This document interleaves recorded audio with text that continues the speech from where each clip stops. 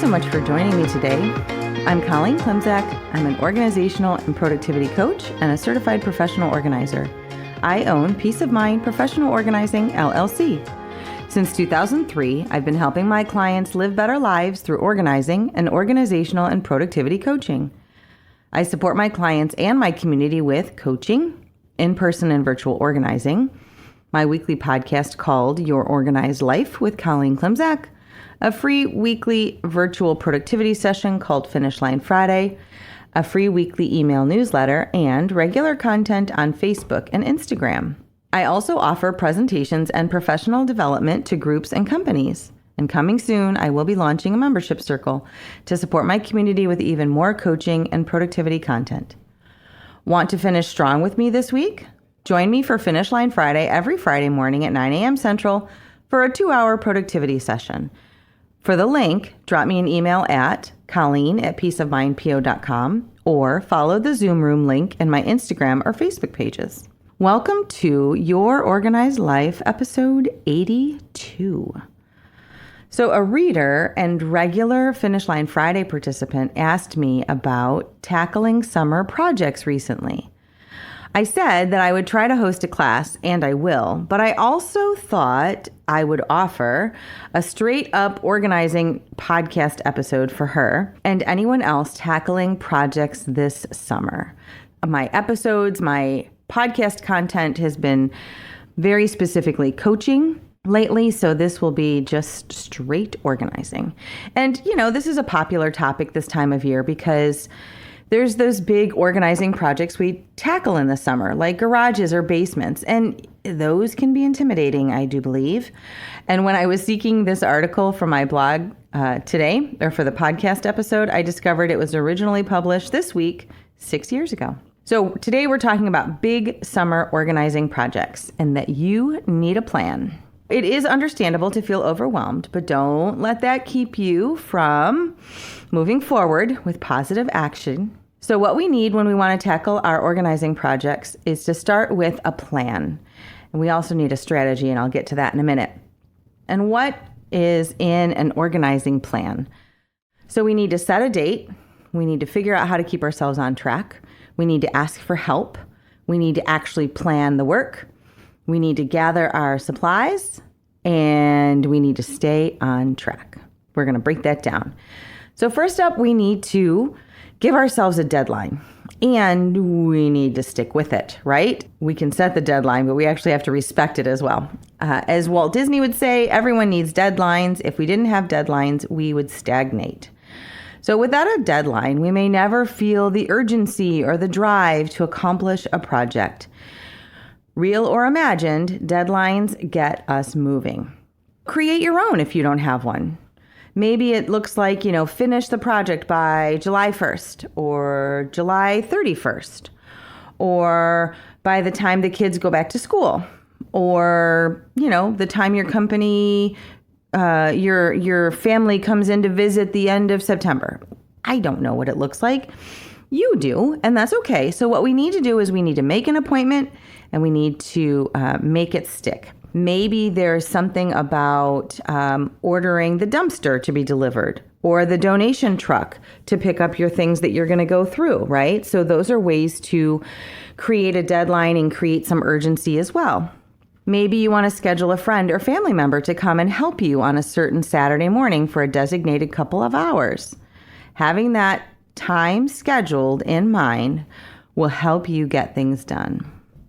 Also, if your big project is intimidating, imagine it as a series of little tiny projects. For example, cleaning the garage may feel like a major undertaking, but imagine setting a timer and tackling one small pile of stuff or one small area every day instead of jumping in all at once.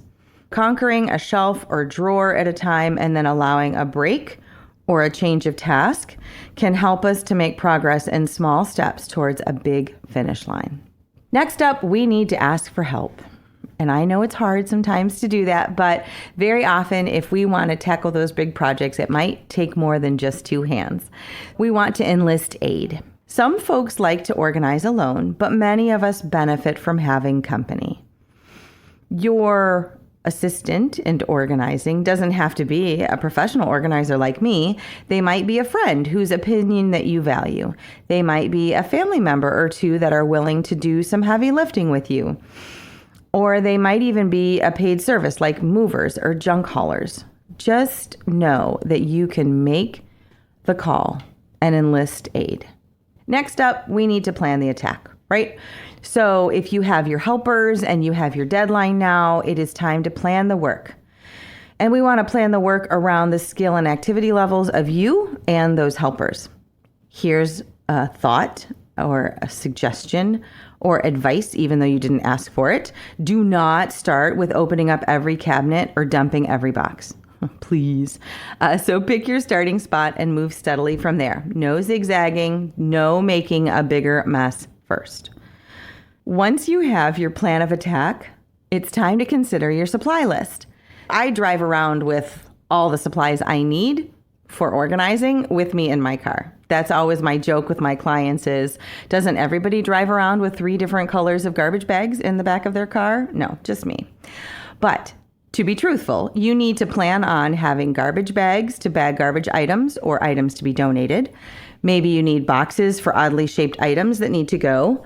Maybe you have storage containers for the items that you plan to keep. I also always have Sharpie markers, Post-it notes, packing tape, and scissors with me too. You can consider having cleaning supplies on hand as well. For example, if you're working in the garage, plan to sweep up in the spaces you clear before putting stuff back.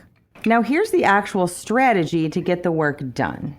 This is a 5-step process. It comes from the author, Julie Morgenstern, in her book, Organizing from the Inside Out. She has a 5-step process that I share at every organizing class I offer, truly. The steps or strategies are to sort, purge, assign a home, containerize, and equalize. It spells space. And these 5 steps can be used for cleaning out a junk drawer or tackling an entire garage project. The steps are the same regardless, which I think makes it easier to get started and see progress. We always start with sorting what's in front of us. Sorting is the easiest step in my mind. There's no decision making. We just choose our categories and we go from there. If you're in the kitchen, perhaps you're sorting by type of item, like canned good or casserole dish or water bottle and go mug. No decisions, just sorting. So once we've sorted out what's in front of us, then we move on to step 2, and that's the purging step. And now we start to make decisions. We decide what needs to stay and what needs to go. And we also can decide where it needs to go. So when I say go, I mean maybe it needs to go somewhere else in our home, or maybe it needs to leave our home completely. And that's where the destination question comes in. This leads us to step number 3, which is assign a home. We need to decide if an item is going to stay, and then also where in our home it's going to stay. So when we make decisions about assigning a home for an item in our home, we can consider how often we're going to use it, where we're going to use it, in what context we're going to use it, who is going to use it, etc. Next step then is containerizing. Containerizing is the 4th step, and only now do we get to consider buying new stuff to containerize our stuff. We do not start this process by buying more things like containers. But once we've decided what is going to stay and where it's going to stay, we can consider how we'd like to store that stuff. So we can ask questions like, do our storage containers need to be attractive because they're going to be sitting out? Or can it be, completely utilitarian because we only need it to store something in the garage or the crawl space, right? Does not have to be attractive. Do we want to have a clear container or an opaque container? These are questions you can ask yourself too. Things to consider too are, do we already have a container that will do the job? How long do we need to store an item? Because, by the way, cardboard is almost never our friend for long-term storage. And we need to make sure that the storage solution we choose is appropriate for the items. For example, we don't want many heavy items in one large container because then we won't be able to use that large container or move it because it will be too heavy. And then finally, that 5th step of equalizing, we need to consider how we plan to maintain our organizing once we achieve our organizing.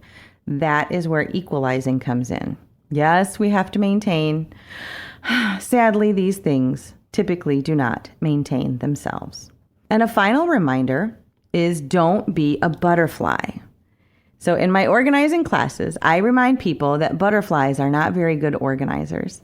They fly lightly from here to there and may be lovely to watch, but we won't get very far in our organizing projects if we fly from here to there without getting anything done. So when your workday arrives, get to it. And if during the process you get distracted, get back to it as well. So to recap, let's look at where we started. When we're tackling those big projects, we need to set a date and create a deadline. We need to try and not get overwhelmed, so maybe we break things down into smaller pieces. We need to ask for help, whether from friends or family or from a service. We need to plan our work.